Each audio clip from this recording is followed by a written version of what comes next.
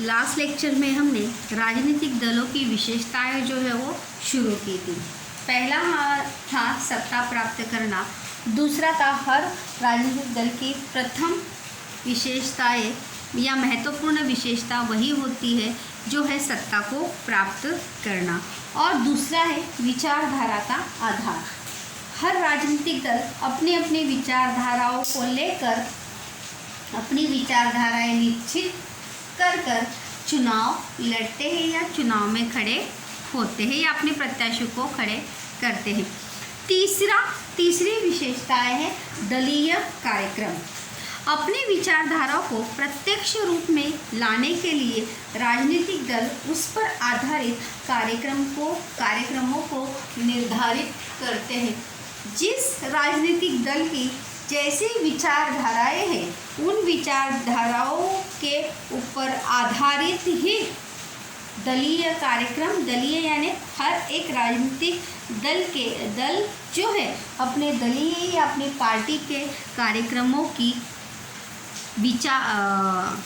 आयोजन या नियोजन करता है और उसी के अनुसार चुनाव के समय प्रचार और प्रसार किया जाता है। मतलब कौन से क्षेत्र में हमें किस प्रकार से अपनी कौन से क्षेत्र के लिए अपनी विचारधाराएं क्या है, या प्रचार के समय हमें हर क्षेत्र के अनुसार हमें कौन कौन से मुद्दों पर ध्यान देना आवश्यक है, या कौन से मुद्दे उस क्षेत्र में हमें ज़्यादा हमें उस पर फोकस करना है। ये सब बातें दलीय कार्यक्रम में सम्मिलित होती है। उसका पूरा नियोजन किया जाता है कि कब करना है, कैसे करना है, कहाँ करना है। इसका पूरा नियोजन आयोजन उस जिस व्यक्ति के या जिस कार्यकर्ता के ऊपर, नेता के ऊपर उसकी जिम्मेदारी होती है, वो सभी इसका आयोजन करते हैं। सत्ता प्राप्त होने पर इन कार्यक्रमों को कार्यान्वित किया जाता है। कार्यान्वित करना यानी अमल बजावनी करना। उस कार्यक्रम जैसे मैंने लास्ट लेक्चर में कहा था कि चुनाव प्रचार के समय जैसे क्षेत्र होता है, जैसा विभाग होता है, वैसे ही नेताएं अपने वादे करते हैं या अपनी बात लोगों के सामने रखते हैं कि हम जीत कर आने के बाद या अगर हमें आपकी सेवा करने का अवसर देंगे तो हम आपके लिए ये सो एंड सो करेंगे। तो उसी कार्यक्रम को कार्यान्वित या उसी कार्यक्रमों की पूर्ति की जाती है, पूरा किया जाता है। सत्ता न मिलने पर भी ये राजनीतिक दल कार्यक्रमों के आधार पर लोगों का समर्थन जुटाने की कोशिश करते हैं। इसीलिए देखो, अगर हम देखेंगे तो सत्ता जिस राजनीतिक दल को बहुमत मिलता है वो तो सत्ता में आते ही है, लेकिन जिस राजनीतिक दल को बहुमत नहीं मिलता है वो विरोधी नेता के रूप में या विरोधी दल के रूप में वहाँ पे संसद में होते हैं, और विरोधी दल भी लोकतंत्र में बहुत ही अहम भूमिका वहाँ पर निभाता है। देखो, इसलिए तो यहाँ पर ये पॉइंट्स दिया है कि सत्ता न मिलने पर भी ये राजनीतिक दल कार्यक्रमों के आधार पर लोगों का समर्थन जुटाने की कोशिश करते। भले अगर उन्हें चुनाव में जीत हासिल ना हुई हो तो भी वो अपना प्रयास जो है वो छोड़ते नहीं। अगली बार के लिए अपनी कोशिश बरकरार रखते हुए फिर से लोगों का समर्थन प्राप्त करने हेतु, लोगों की समस्याओं को हल करने हेतु वो हमेशा प्रयत्नशील हमें दिखाई देते हैं। देखो, इसलिए कहा भी है कि लोगों का समर्थन जुटाने की कोशिश करते रहते हैं। दूसरा, सत्ता प्राप्त करना और सत्ता प्राप्त करने के बाद सरकार स्थापित करना, ये बहुत ही अहम मुद्दा है। यहाँ पॉइंट्स है यहाँ पर राजनीतिक दल की विशेषता में। राजनीतिक दल सरकार बनाकर देश का राजकाज चलाते यानी सरकार चलाते, अर्थात यह कार्य वह दल करता है जिस राजनीतिक दल को चुनाव में बहुमत मिलता है, और जिन दलों को बहुमत नहीं मिलता है वे दल विरोधी दल के रूप में कार्य करते हैं।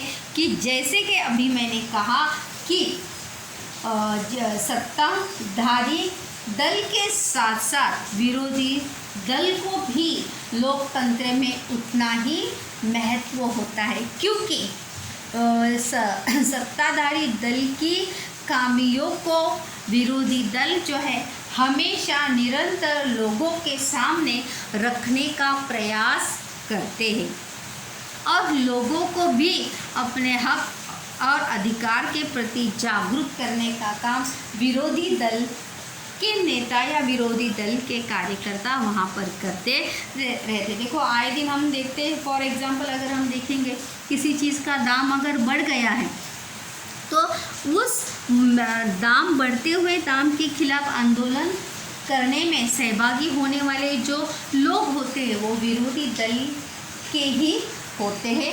जो सत्ताधारी दल को क्या पूछते हैं, सवाल पूछते हैं। इसीलिए विरोधी दल की भी भूमिका संविधान लोकतंत्र में बड़ी ही अहम होती है। दूसरा एक प्रश्न है कि राजनीतिक दल,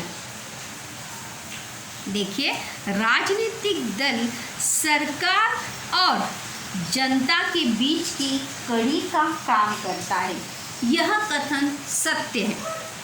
प्रश्न ध्यान से सुनिए, यह कथन सत्य असत्य के लिए है कि राजनीतिक दल सरकार और जनता के बीच की एक कड़ी का काम करता है, यह कथन सत्य है। क्योंकि अगर हम देखेंगे बच्चों तो राजनीतिक दल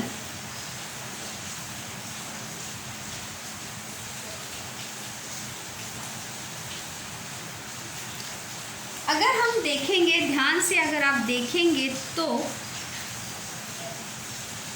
राजनीतिक दल सरकार और जनता के बीच सेतु या कड़ी के रूप में कार्य करते हैं, क्योंकि जो मांगे होती है वो लोग राजनीतिक दलों के या नेताओं के सामने रखते हैं, और वही बातें जो है नेता या राजनीतिक दल जो है वो सरकार के पास तक पहुंचाती है।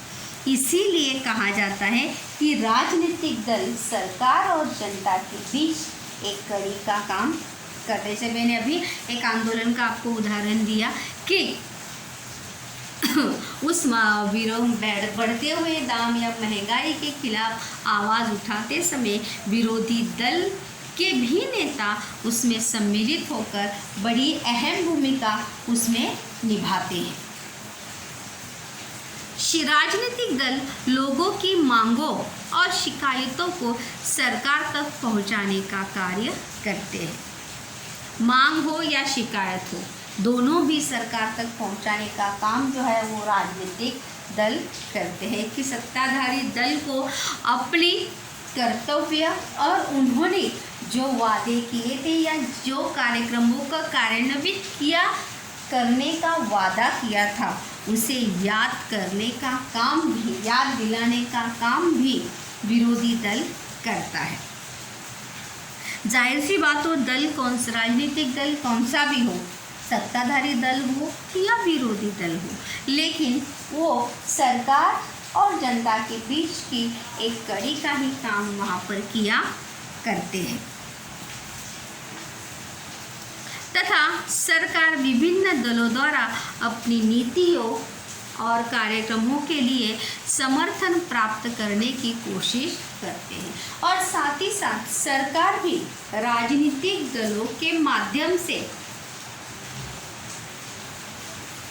अपनी नीतियाँ और अपने कार्यक्रमों के लिए समर्थन प्राप्त करने की कोशिश करती रहती है कि आने वाले समय में कौन कौन से कार्यक्रमों पर या कौन सरकार जो है कौन कौन सी नीतियाँ लोगों में लाने वाली है या कौन कौन से बदलाव या परिवर्तन होने वाले हैं। इसकी जानकारी भी राजनीतिक दलों के माध्यम से लोगों तक पहुंचाई जाती है।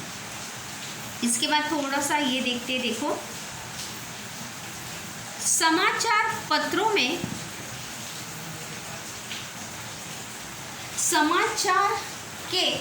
समाचार पत्र के इन समाचारों से आपको क्या आकलन हुआ, ये संक्षेप में बताइए। देखो यहाँ पे एक एग्जाम्पल दिया है कि सत्ता पक्ष के विरोध में सभी विरोधी राजनीतिक दलों की सभा मुंबई में हुई, किसानों की समस्या। जैसे अभी मैंने आपको यही एग्जाम्पल आपको दिया था कि विरोधी दल जो है या विरोधी राजनीतिक दल के नेता या कार्यकर्ता जो है हमेशा सत्ताधारी पक्ष या सत्ताधारी दल को अपने कार्यों का या अपने वादों का हमेशा याद दिलाते हैं। देखो यही उसका उदाहरण है कि जैसे अगर आप देखेंगे कि किसान आए दिन आत्महत्या करते हैं, तो उस आत्महत्या की समस्याओं को सुलझाने के लिए सरकार क्या कर रही है।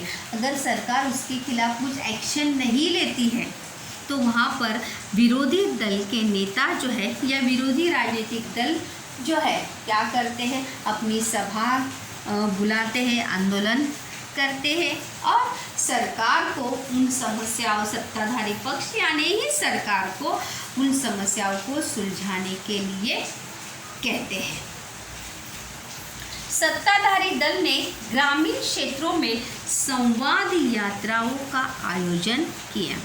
ये उसी का दूसरा है कि सत्ताधारी दल ने ग्रामीण क्षेत्रों में संवाद यात्रा यानी कि जैसे अगर हम देखेंगे कि आज भी वर्तमान भले ही हम कहते हैं कि टेक्नोलॉजी बहुत आ गई है या टेक्नोलॉजी से हर चीज़ नज़दीक आई है, लेकिन हमारे देश के कुछ क्षेत्र अभी भी ऐसे ही हैं जो संवाद या संपर्क माध्यमों से आज भी क्या है, दूर है। तो ऐसे लोगों के साथ संपर्क करने के लिए सत्ताधारी दल ने किसका आयोजन किया है, संवाद यात्राओं का आयोजन किया। जैसे देखो मेले वगैरह लगते हैं तो मेले में लोग घूमते फिरते, तो उसी प्रकार से ये संवाद यात्रा यानी सरकार से लोग क्या चाहते हैं या सरकार से लोगों की क्या समस्याएं हैं उसको जानने के लिए सत्ताधारी दल ने वहाँ पर संवाद यात्राओं का आयोजन किया है। दूसरा भी एक यहाँ पर एक पॉइंट है स्टूडेंट्स कि मान लो आप विरोधी दल के नेता, देखो ये आपको समझने के लिए एग्जाम्पल यहाँ पर दिए गए हैं कि मान लो कि आप विरोधी दल के नेता हैं। आप ही अगर जैसे मैंने शुरुआत में कहा था कि अपनी ही क्लास में, हमारी ही क्लास में ऐसी बहुत सारी ग्रुपिंग्स होती है, बहुत सारे ग्रुप्स होते हैं और हमेशा हम एक दूसरे के ग्रुप को किसी के डांट खिलवाने के लिए या उनको कोई नुकसान पहुंचाने के लिए हमेशा उसके बारे में सोचते रहते हैं। तो देखिए यहाँ पर मान ले आप विरोधी दल के नेता हैं और आपके दल के ध्यान में यह आया कि स्वास्थ्य क्षेत्र में सरकार अच्छा कार्य नहीं कर रही है, तो विरोधी दल के नेता के रूप में आप क्या करेंगे। एज अ पर्सन आप विरोधी दल के नेता हैं तो आप क्या करेंगे। जाहिर सी बात है, अगर आप विरोधी दल के नेता हैं तो आप सत्ताधारी दल को इन स्वास्थ्य क्षेत्र में जो सरकार अच्छा कार्य नहीं कर रही है उन कार्यों में सुधार लाने के लिए लोगों को एकत्रित कर लोगों को समझाकर या सरकार को इस बारे में चेतावनी आप एक विरोधी दल के नेता के रूप में आप दे सकते। जैसे अभी मैंने कहा कि लोकतंत्र में सत्ताधारी दल के साथ साथ विरोधी दल का भी उतना ही महत्व होता है, क्योंकि विरोधी दल हमेशा सत्ताधारी दल के घटनाओं और कार्यों पर हमेशा अपनी नज़रें बनाए रखे होता है कि अगर सरकार सत्ताधारी दल अगर कोई भी इतनी सी भी गलती करे तो उस गलती को अपना ही, जैसे अभी हमने देखा कि अब विचारधारा या दलीय कार्यक्रम जो है विरोधी दल अपना उसका बना देते हैं। आप वर्तमान समय में ऐसी बहुत सारी चीज़ें अपने आसपास आपके क्षेत्र में ज़रूर यहाँ पर देखते होंगे कि किस प्रकार से राजनीतिक दल का नेताओं की परिस्थिति या उसकी विचारधाराएं जो है हमें किस प्रकार से वर्तमान समय में हम आपने देखी होगी। सोचिए और लिखिए। महात्मा गांधी, विनोबा भावे और जयप्रकाश नारायण ने दल रहित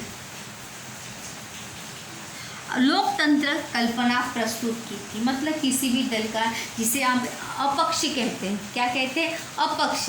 मतलब मैं खुद लड़ूंगा अकेला, मैं किसी भी पक्ष में या किसी भी राजनीतिक पार्टी में, पॉलिटिकल पार्टी में मैं जाऊंगा नहीं। तो एक उदाहरण उन्होंने उस समय, महात्मा गांधी हो गए, विनोबा भावे हो गए, जयप्रकाश नारायण हो गए, उन्होंने ये संकल्पना, ये कल्पना, ये सुझाव, ये विचार उस समय उन्होंने लोगों के सामने रखा था। वर्तमान समय में ऐसा लोकतंत्र लाने के लिए क्या करना होगा? अभी भी हम देखते हैं कि बहुत सारे लोग अपक्ष के रूप में चुनाव में या प्रत्याशी के रूप में खड़े होते हैं। और वर्तमान समय में ऐसा लाने के लिए हमें क्या करना होगा? तो एज अ स्टूडेंट आप क्या सोच सकते हैं या आप क्या बता सकते हैं? अगर मैं अपनी बात बताऊँ यहाँ पर, तो सत्ताधारी दल और विरोधी एज अ वर्तमान या एट द प्रेजेंट कंडीशन में अगर हम देखेंगे तो यह हमेशा ही, चाहे वो सत्ताधारी दल हो या विरोधी दल हो, हर दल को या हर राजनीतिक दल को देश की सुरक्षा या देश के बारे में पहले सोचकर हर कार्यों को अमल में लाने के बारे में सोचना चाहिए। क्योंकि राजनीतिक दल बाद में है, पहले क्या है? लोग है, क्योंकि ये क्या है? लोकतंत्र है। इसीलिए हर राजनीतिक दल को हम सबसे पहले लोगों की सुरक्षा और लोगों का स्वास्थ्य और हमारे देश की प्रगति के बारे में सोचना चाहिए। तो तभी वर्तमान समय में लोकतंत्र लाने के लिए हमें यही करना होगा कि चाहे वो सत्ताधारी दल हो या विरोधी दल हो, एक दूसरे की खिंचाई न करते हुए हमें अपने देश की प्रगति पर ध्यान देना चाहिए। क्योंकि उस समय जयप्रकाश नारायण, महात्मा गांधी ने दल रहित लोकतंत्र की कल्पना तो प्रस्तुत की थी, लेकिन वर्तमान समय में अगर हम ऐसा करना चाहें तो भी कर सकते नहीं। सिर्फ ये कर सकते हैं कि सत्ताधारी दल और विरोधी दल की विचारधाराओं में या उनकी सोच में ज़रूर परिवर्तन होना चाहिए और उन्हें अपनी सोच में परिवर्तन लाना चाहिए। दूसरा भी एक प्रश्न है कि भारत में दल पद्धति, संक्षेप में टिप्पणी के लिए प्रश्न है बच्चों ये वहाँ पर, कि भारत में दल पद्धति का बदलता स्वरूप, किस प्रकार से भारत में दल पद्धति जो है वो बदलती हुई नज़र आई है। दल पद्धति भी है प्रश्न में, टिप्पणी के लिए भी ये प्रश्न है, और किस प्रकार से परिवर्तन होता हुआ दिखाई दिया है। स्वातंत्रोत्तर, पहला पॉइंट में दिया देखो, स्वातंत्रोत्तर काल में कांग्रेस ही एक सशक्त दल था। उस समय अगर 1947 के बाद अगर हम देखेंगे तो कांग्रेस, जिसे अभी हम कहते हैं नेशनल राष्ट्रीय कांग्रेस जिसे हम अभी कहते हैं, वही एक सशक्त दल था। उसके अलावा भारतीय राष्ट्रीय कांग्रेस जिसे हम कहते हैं, जिसकी स्थापना 1885 में हुई थी, 1885 में उसकी स्थापना हुई थी। अगर आपको याद होगा तो इसमें पंडित जवाहरलाल नेहरू इस समय थे। कुछ अपवादों को छोड़कर केंद्र और राज्य स्तर पर इसी दल का बहुमत था। उस समय मतलब स्वतंत्रता, भारत स्वतंत्र होने के बाद कुछ ही ऐसे क्षेत्र थे जहाँ पर नेशनल कांग्रेस या भारतीय राष्ट्रीय कांग्रेस की अच्छी पकड़ नहीं थी या उस दल को बहुमत नहीं था। नहीं तो पूरे भारत में किसे ज़्यादा बहुमत था, किसे ज़्यादा महत्व था? भारतीय राष्ट्रीय कांग्रेस को। देखिए किस प्रकार से हमारे भारत में दल पद्धति में परिवर्तन हुआ है। भारतीय राजनीति पर इस दल की अच्छी पकड़ थी। पकड़ होना यानी प्रभाव। भारत की राजनीति पर मतलब उस समय का सबसे सक्षम, सबसे बलशाली, सशक्त ऐसी अगर कोई राजनीतिक पार्टी थी, राजनीतिक दल था, तो कौन सा था? भारतीय राष्ट्रीय कांग्रेस। इसलिए इस समय में दल पद्धति का वर्णन एक प्रबल दल पद्धति के रूप में किया जाता है। प्रबल यानी सशक्तशाली, प्रभावी ऐसे दल, राजनीतिक दल के रूप में इस दल का वर्णन किया जाता है। एक प्रबल दल पद्धति को 1977 ईस्वी सन में चुनौती दी गई, यानी उसके सामने एक आह्वान या एक चुनौती उसके सामने आई। जैसे हम कहते हैं ना कि जो पकड़, राजनीति में जो पकड़ उन्होंने अपनी बनाए रखी थी, उस पकड़ को या उस तस्वीर को चुनौती दी गई थी। यह चुनौती कांग्रेसतर दलों ने इकट्ठे आकर दी थी। जो दल या जो राजनीतिक दल भारतीय राष्ट्रीय कांग्रेस का हिस्सा नहीं थे, वो सभी राजनीतिक दल एकत्रित होकर उन्होंने राष्ट्रीय कांग्रेस को चुनौती दे दी। जैसे हम कहते हैं कि हमेशा जब 5 उंगलियां मिल जाती है तो क्या बन जाता है? हाथ बन जाता है। तो उसी प्रकार से सब इकट्ठे हो गए, तो जाहिर सी बात है किसी एक को हराना जो है वो मुश्किल नहीं था। तो एक प्रबल दल पद्धति को ईस्वी सन 1977 में चुनौती दी गई और देखिए उसके बाद क्या हुआ।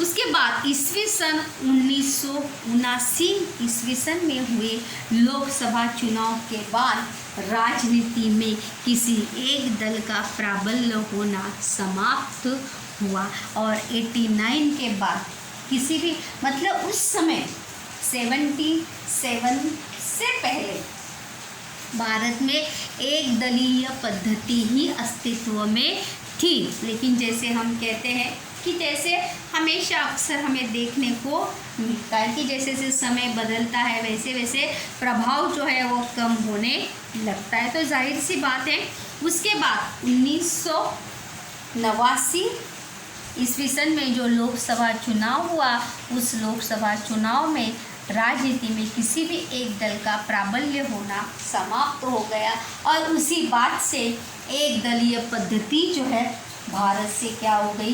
पूरी तरह से समाप्त होने के कगार पर है। जैसे आज भी हम देखते हैं कि भारत में एक दल पद्धति है क्या? नहीं, भारत में बहुदलीय पद्धति हमें अस्तित्व में देखने को, बहुदलीय यानी गठबंधन की जो सरकार बनती है उसे कहा जाता है बहुदलीय पद्धति, जो हमें देखने को अभी वर्तमान समय में भी एट द प्रेजेंट में अगर आप देखेंगे इस प्रश्न में 2 प्रश्न है बच्चों कि जो गठबंधन सरकार के कारण अस्थिरता उत्पन्न होती है, ये प्रश्न है, उसका उत्तर है ये कथन असत्य है। क्योंकि अगर हम देखेंगे यही से उसका उत्तर है बच्चों कि पहला ही पॉइंट है कि 1979 के चुनाव के बाद किसी भी राजनीतिक दल को प्राबल्य यानी बहुमत प्राप्त नहीं हुआ और केंद्र और राज्य में कौन सी सरकारें बनी?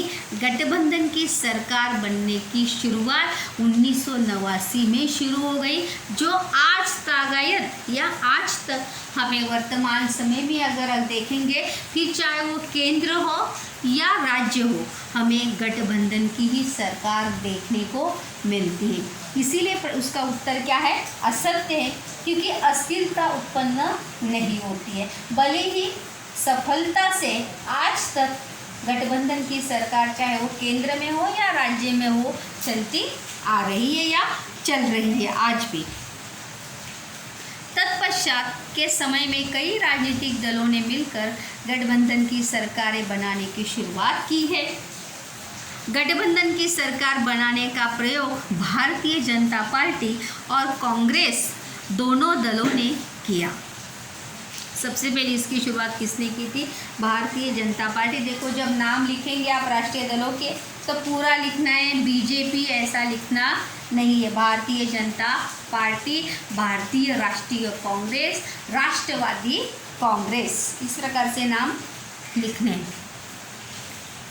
गठबंधन की सरकार होने से अस्थिरता उत्पन्न होती है या निर्माण होती है, इस मान्यता को हमारे देश की दल पद्धति ने भ्रामक सिद्ध किया है। भ्रामक यानी झूठा सिद्ध किया है, क्योंकि भले ही तीन या चार राजनीतिक दल मिलकर भले ही गठबंधन की सरकार बनाए हैं या बनाते हैं, बनाए भी है वर्तमान समय में हम देखते हैं, चाहे केंद्र हो या राज्य हो, लेकिन इस बात को झुठला के रखा है कि गठबंधन की सरकार के कारण अस्थिरता जो है उत्पन्न या निर्माण होती नहीं। अब गठबंधन की सरकार अब भारतीय राज्य व्यवस्था में एक आम बात बनकर रह गई है। आम बात मतलब एक कॉमन चीज़ हो गई है कि मतलब गठबंधन की सरकार, इसके पहले अगर 1977 की बात करेंगे या उसके पहले की अगर हम बात करेंगे, तब ये जो है बहुत ही नामुमकिन ऐसी बात थी गठबंधन की सरकार बनना। लेकिन 1989 के बाद और आज तक 2020 चालू है, तो उस आज तक गठबंधन की सरकार हमने बहुत बार केंद्र और राज्य में देखी है और बड़ी ही सफलतापूर्वक उन्होंने अपना शासन किया है या अपनी सरकारें उन्होंने चलाई हैं। देखिए, क्या आप जानते हैं से भी प्रश्न आते हैं। क्या आप जानते हैं कि एक ही राजनीतिक दल के हाथ में दीर्घ समय तक सत्ता हो और अन्य राजनीतिक दल प्रभावित न हो तो उस दल पद्धति को एक दल पद्धति यह कहा जाता है?